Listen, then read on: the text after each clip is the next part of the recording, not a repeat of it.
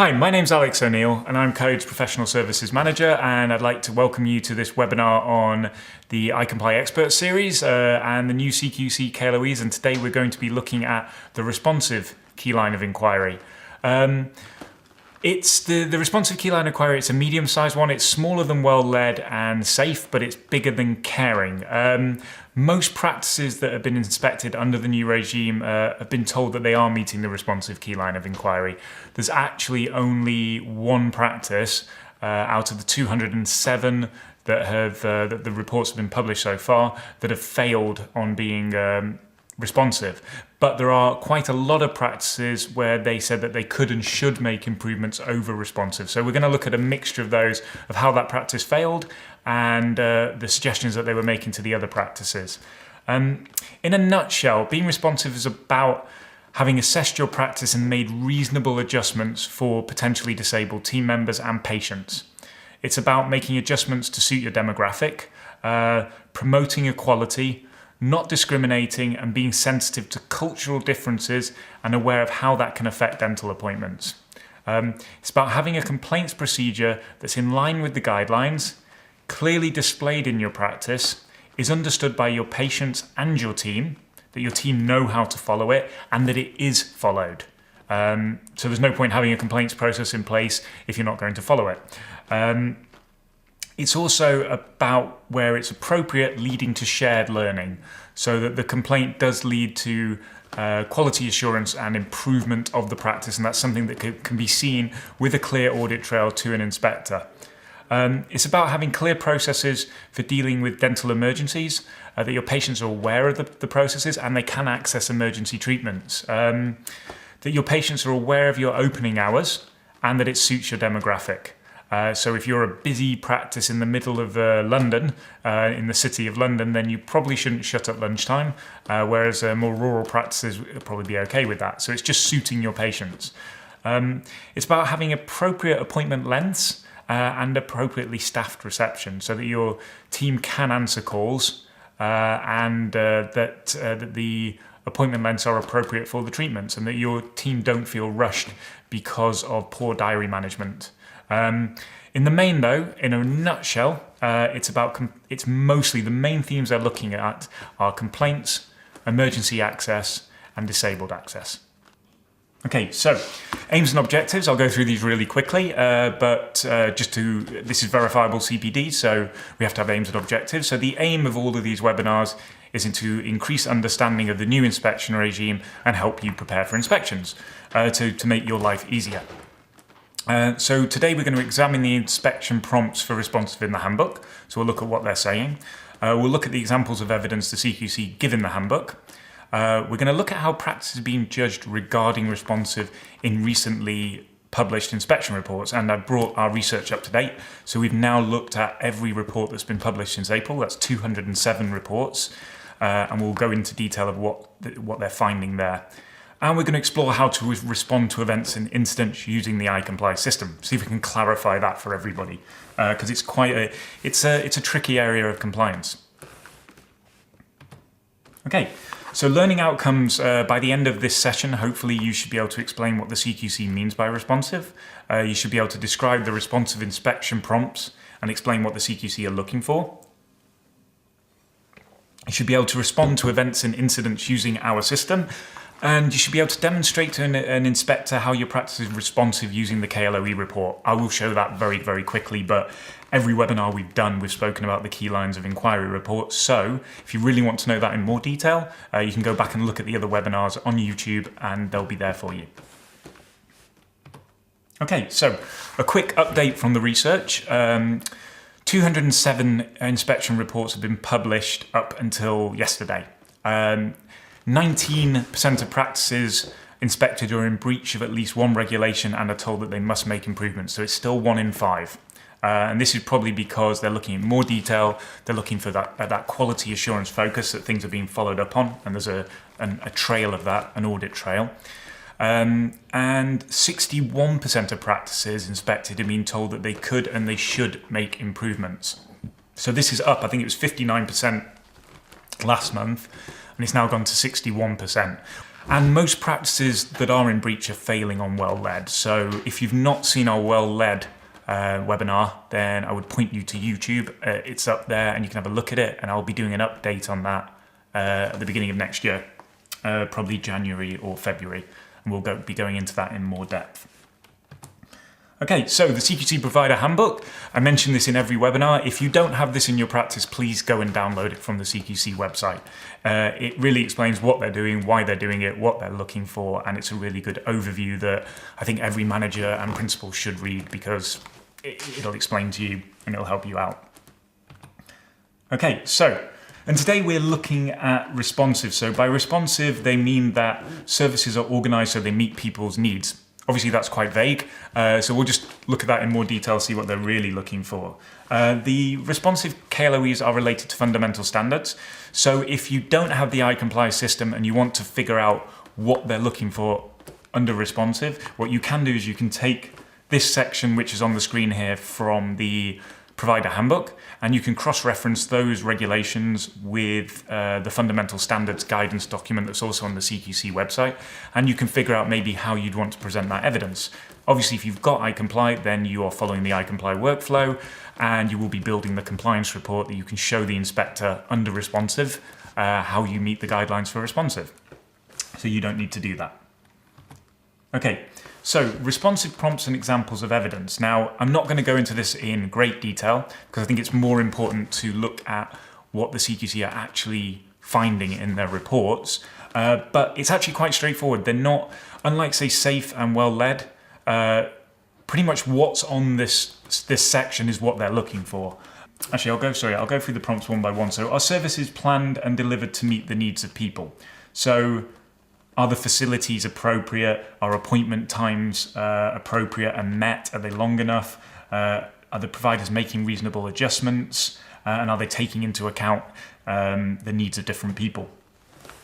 And is there evidence that the provider gathers views of patients when planning and delivering services? That would maybe indicate that they were looking at satisfaction surveys under this KLOE, but that seems to be looking at more under well-led. What they're mostly looking at under this KLOE is how you respond to complaints. R2, 3, and 4. So, do services take into account the needs of different people, including those in different circumstances? Can people access care and treatment in a timely way? And how are people's concerns or complaints listened and responded to and used to improve the quality of care? Now, I won't go into all these bullets here, but there's a really interesting one. If you look on all three of those, there's a section that says that people report that. So under this section, they're very much talking to your patients, and they will ask your patients, are you aware of what the complaints procedure is? Where have you seen it? Do you know how the practice deals with complaints? Or if you wanted to make a complaint, do you know what to do? Now, I'm sure most of you know that there was an OFT investigation into dental practices, and one of the things that came out of the Office of Fair Trading investigation was that there wasn't transparency over, say, pricing and complaints procedures in practices. So it's something that inspectors are aware of. But we'll move on from this because this is in the Provider Handbook and you can have a look at this yourself, and we'll go and look at what they're actually finding. And so if we look at, say, typically, this is a responsive practice.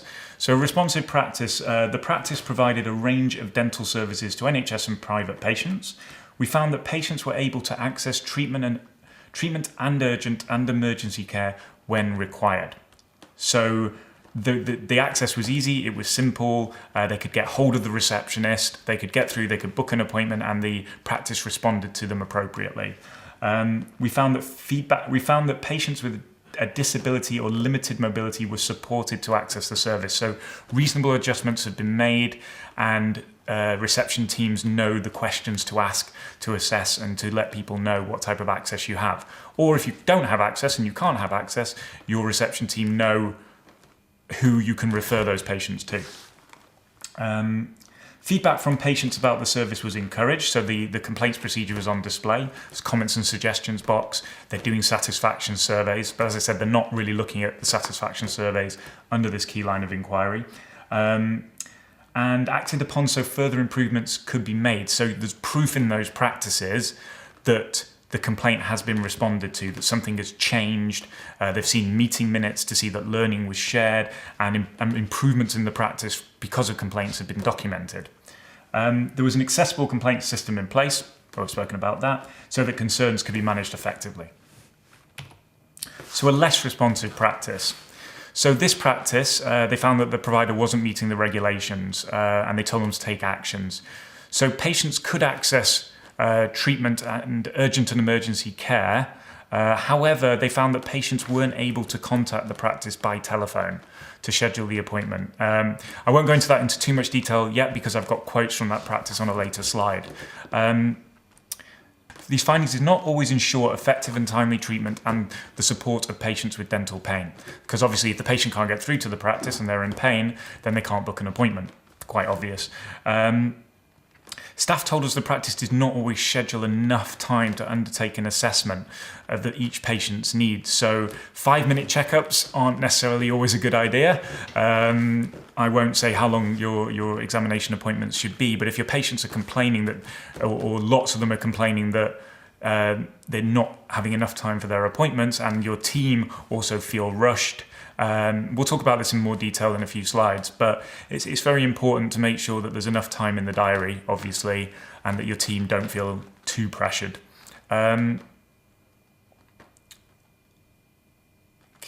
They also found there's a lack of an effective system in place for acknowledging, recording, investigating and responding to complaints made by patients.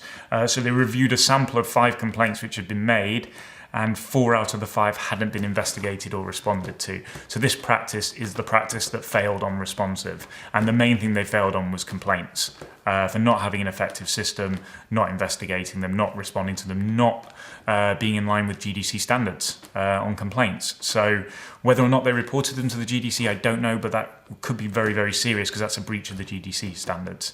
And they do have this horizontal communication where they are supposed to report those sorts of issues to the GDC.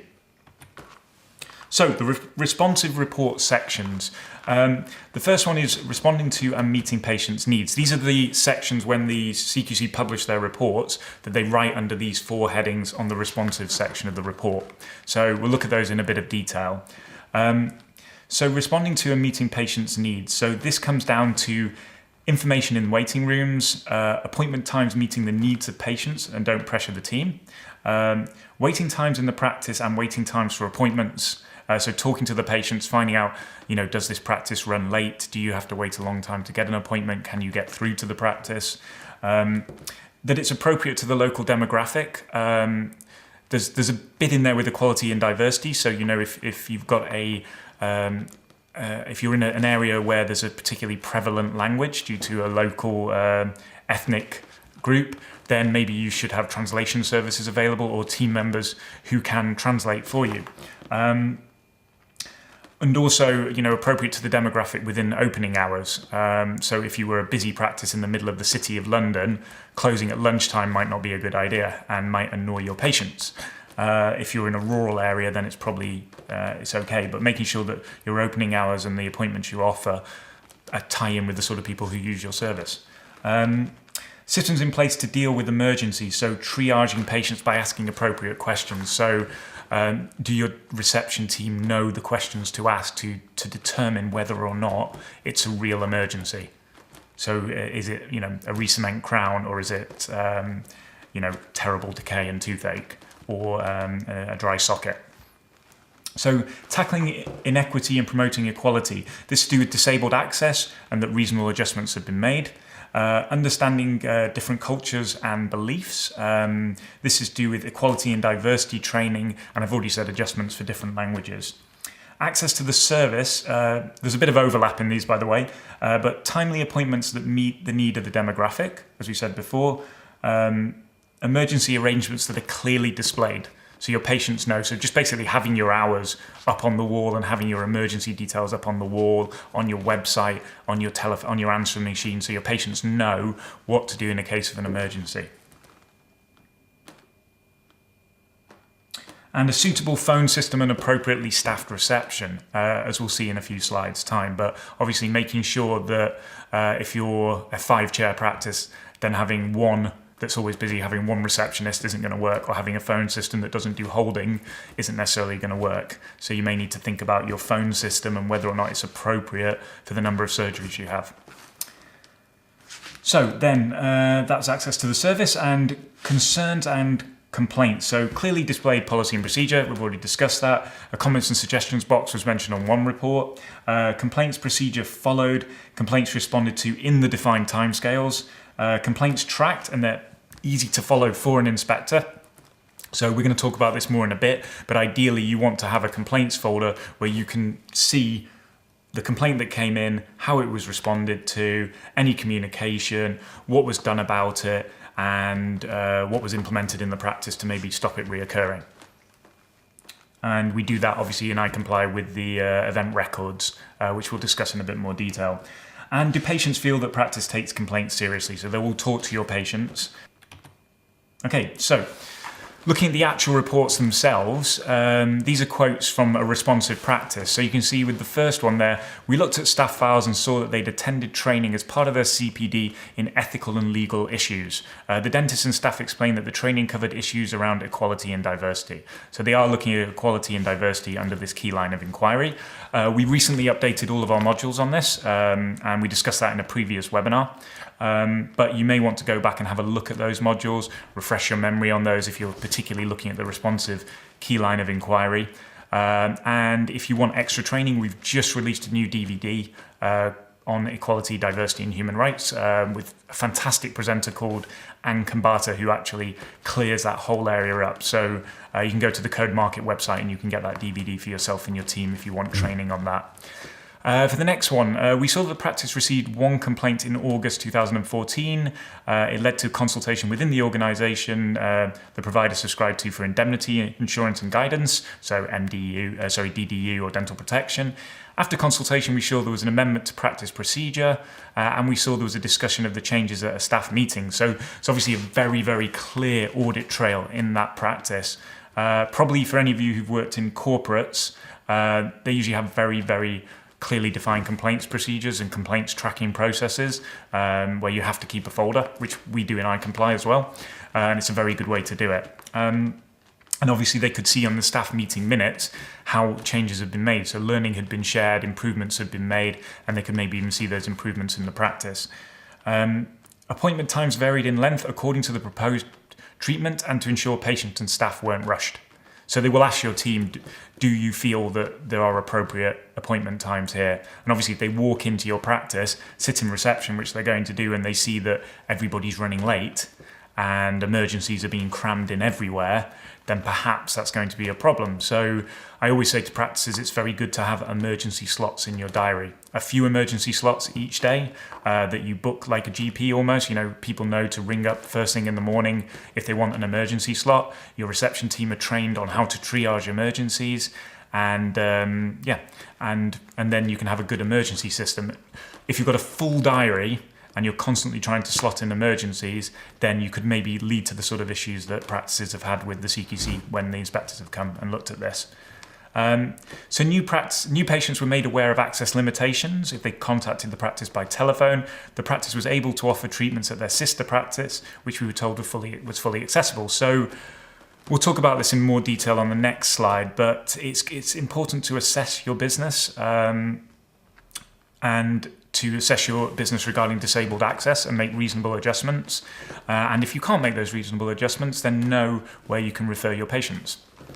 And then at the bottom, there was an accessible complaint system in place so concerns could be managed effectively, which we've discussed already, but obviously it's transparent to the team and it's transparent to your patients as well. Okay, so not responsive. So this is where I think we get more detail and we see where practices have been actually pulled up by the CQC for not being responsive. So the top one there, 6 patients reported through comments cards and on the NHS Choices website.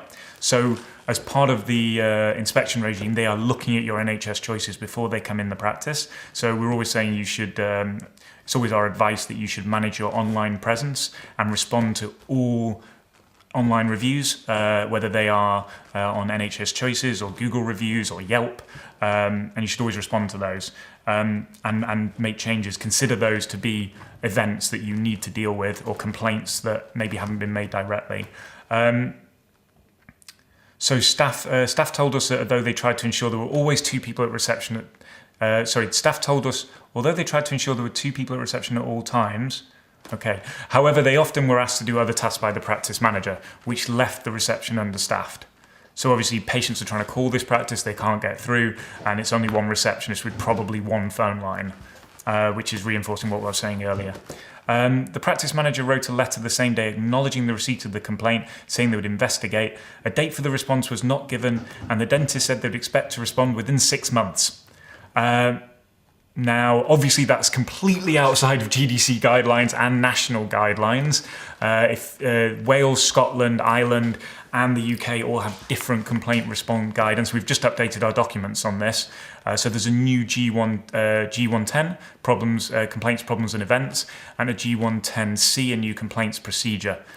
So you can go and have a look at those and make sure that what you're doing is in line with those guidelines. But obviously 6 months is ridiculous, and no wonder the CQC pulled them up on it.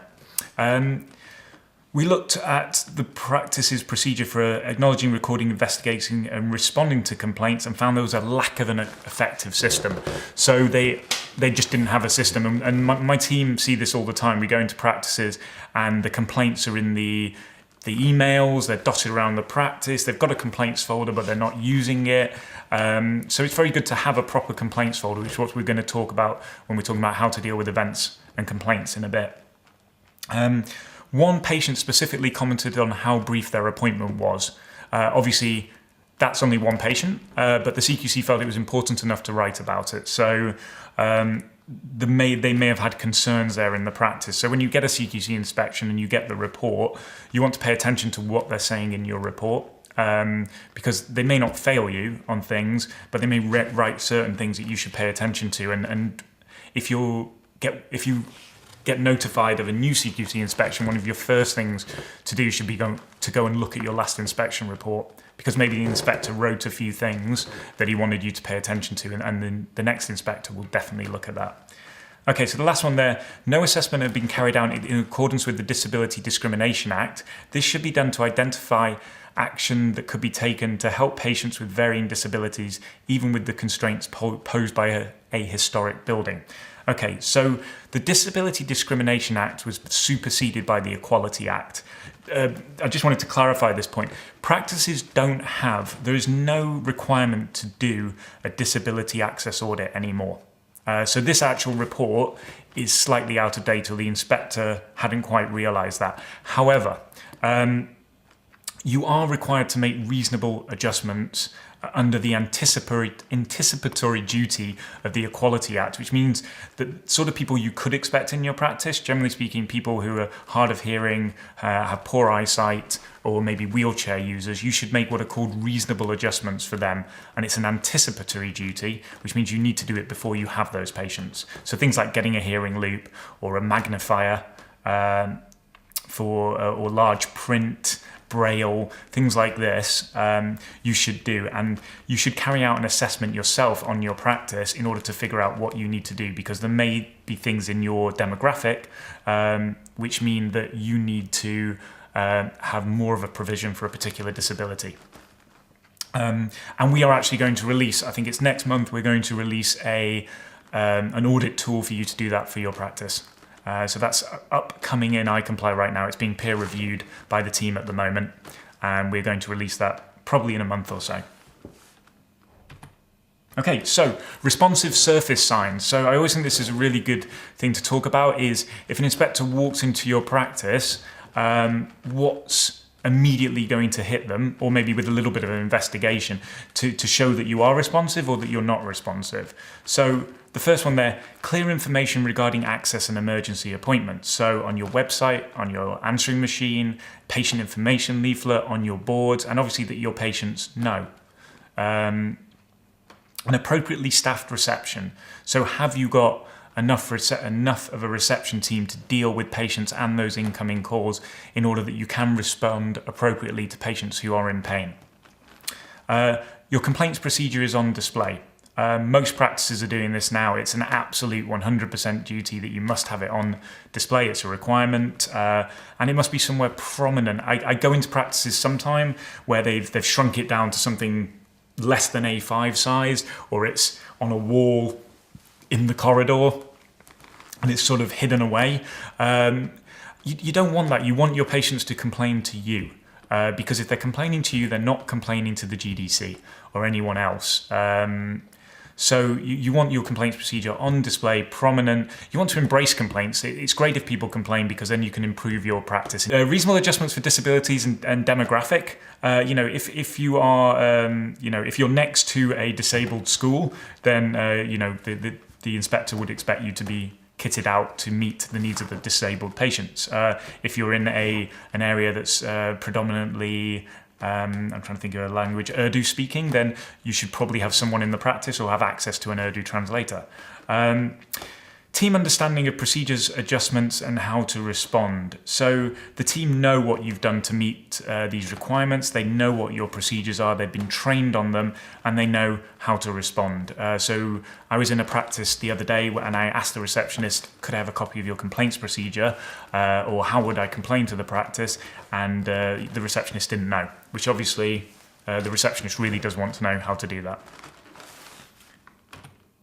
Okay, so how iComply helps you to be responsive. So we've got the complaint step, which helps you to manage complaints. The optional audit of complaints, which is optional in iComply, but it's very, very good to make sure that you have dealt with them, that you have responded to them, you have made any improvements. And we've updated all of our documents. We've updated all of our complaints documents. G110 has been updated this week, or end of last week. G110C, which is the complaints procedure, has been updated. We've got an upcoming disabled access assessment, which should be coming next month. We've got the equality, dignity, and human rights step, and we've got the training DVD should you wish to purchase that. We've got the disabled access step. We've got the KLOE report responsive prompts. We've got free webinars and guidance based on actual inspection reports, which is what we're doing right now. And we've got full compliance health checks. So if any of you feel that you're not responsive, or you're not sure where you're not meeting the requirements, or you'd like to know in more detail what the requirements are, that's something that we do on our health checks, where we go and visit a practice for a day, and we spend a day with the manager or the principal going through everything, letting you know where you should be and letting you know where you are. So what I'd like to talk about now, obviously this is some of our new branding, but to be compliant you just need to use your mouse, and that is obviously iComply, which the majority of you are using.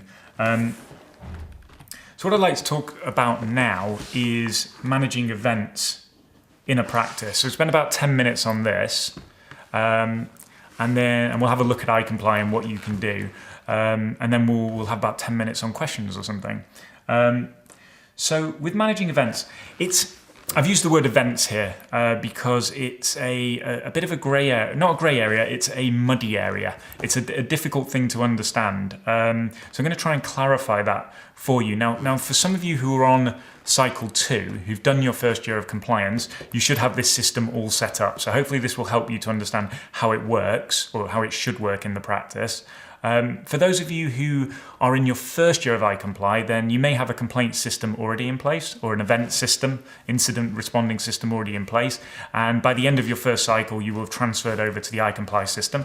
But if you want to get a head start with it, then then this will explain how that could help you out. So what we have basically in iComply, we've got 2 months that deal with events, incidents, complaints, and that's month 2 and month 9 in the cycle.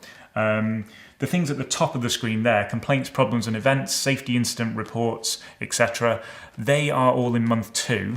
And then at the bottom, the other 2 there are in month 9. But you should almost consider them part of the same system, because if something happens in your practice, then you need to respond to it, you need to figure out what it is, you need to figure out who you need to report it to. So hopefully I should clarify that for you. So where you want to start is you want to download G110, the new updated version, and you want to have a read of that.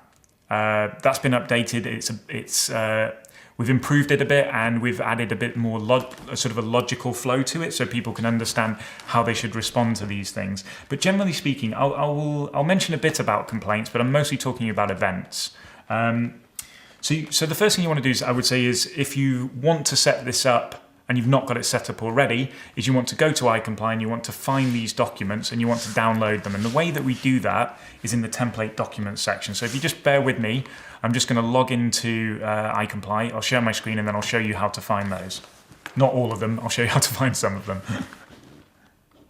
Okay, so everyone should be able to see iComply now. So that list of documents that was on the previous slide, if you want to find any of those, then all you need to do is go over to here to template documents, and you can just click on templates documents. What you can actually see is most of them are listed down here actually in the news, the majority of them, because they've been updated in this latest update.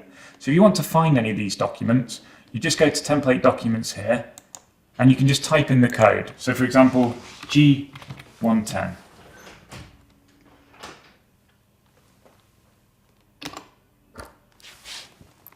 So the first thing you're going to want to do is set up your complaints folder. Now in iComply, this is folder 6. And inside that folder, you want to have a copy of complaints, problems and events. And there are other things you need to have in there. But essentially there should be event records of events, things that happen, and the event register. So if you want to download any of these, you can just download them from here. So I'm going to download the event record, G110A.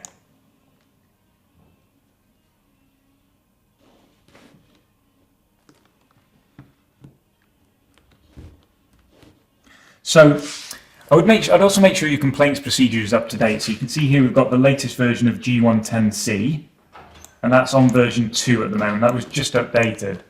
Okay, so you've downloaded G110, you've had a read of that, and you're up to date on how that all works. You've got your complaints procedure, G110C, you've downloaded that, you've adopted that to your practice, you've adapted it, and you've put that up in your waiting room.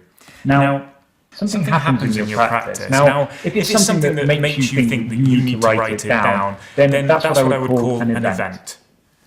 So it's an event, it's something significant that happens in your practice. Now, if you have an NHS contract, then you're supposed to carry out significant event analysis on anything that happens in your practice that you have reported internally. So you'd record this using G110A. That would be your first step.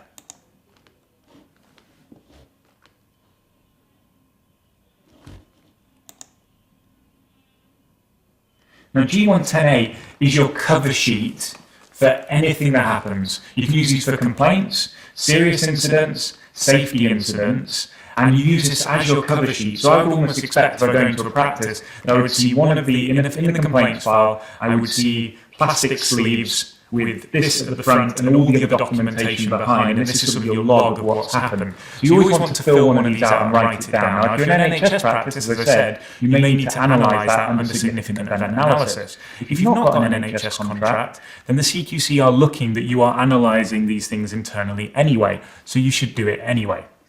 Now, once you've done this, now let's just say that I'm not going to talk about resolving this complaint or resolving this issue because there's too many variables there. But let's just put that to one side. And with this incident, you need to figure out, is it reportable? So is it a safety incident? Is it a serious incident? Now, under the NHS, there are different guidelines for that. So to figure that out, a very quick way and an easy way is if you go into iComply, and you click on search, then you just type in safety incident. And there's a step there called safety incident reporting. Now if I click on this, what I've got at the top here is a definition of a safety incident. So I can decide whether or not what has happened in the practice constitutes a safety incident or not. Now, if it is a safety incident and I have an NHS contract, then I will have to report that using the National Reporting and Learning System if I'm in England or if I'm in Wales. You've got the details here as well on how to report it. So that's for safety incidents. Now, if it's a serious incident, then I can go to, or if I think it could be a serious incident, then I can click on search here. And I can type in serious incident.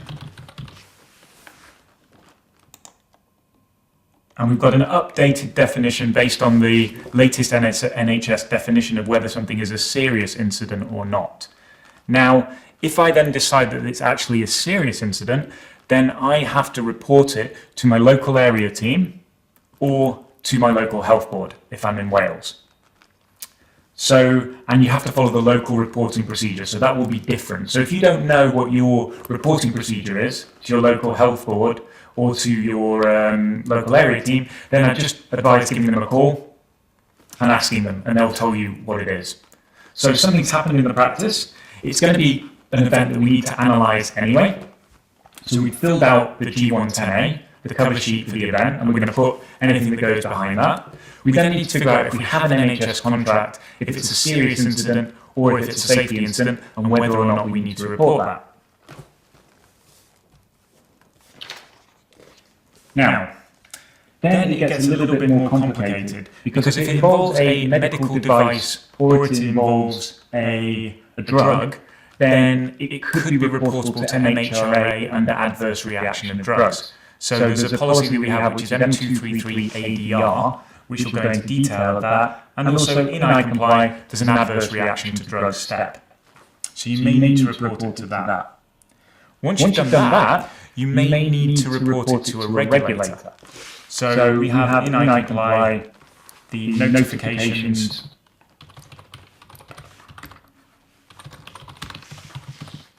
CQC notifications,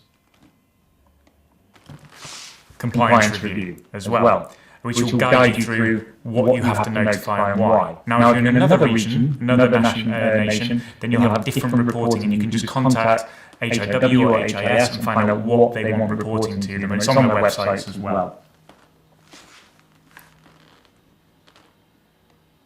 So, going back through that flow, something happens in a practice, we fill out an event record. We analyse it internally using significant event analysis, whether we have an NHS contract or not. We then can check on iComply under the definitions of serious incident and safety incident, if we have an NHS contract, to see if it needs to be reported or not. And then if it's a serious incident, most likely we will need to escalate that to a regulator. And you can figure that out by speaking to the regulator or looking at the M233 NTC policy. What you also may need to do is, if it's a medical device, if it's a medical device or it's a drug, you might need to report that to MHRA as well. And then what you need to do afterwards is show shared learning. So in iComply, when something happens like that, each month you've got a practice meeting. So what you want to do is go to the practice meeting for that month, take down here, go to template, related templates, and download your pre-populated agenda that you've got and add the thing that you want to discuss as an item to that agenda. Then when you complete the step in iComply, there's an additional thing you might want to do. You can type in the evidence box, you can type notes that are related to that incident and what you've done. You can then also, if you want to, you can go up to here, if you'd like it to appear on your compliance report, and you could schedule you to do if there's anything you want resolving and you want to delegate it to a team member. So for example, and you'd like to show on your compliance report to an inspector. So you can say that you've had an incident where someone tripped up in the front of the practice, and you noticed that there was a chip on a tile. So the responsibility would be for me to organise builder to fix tile.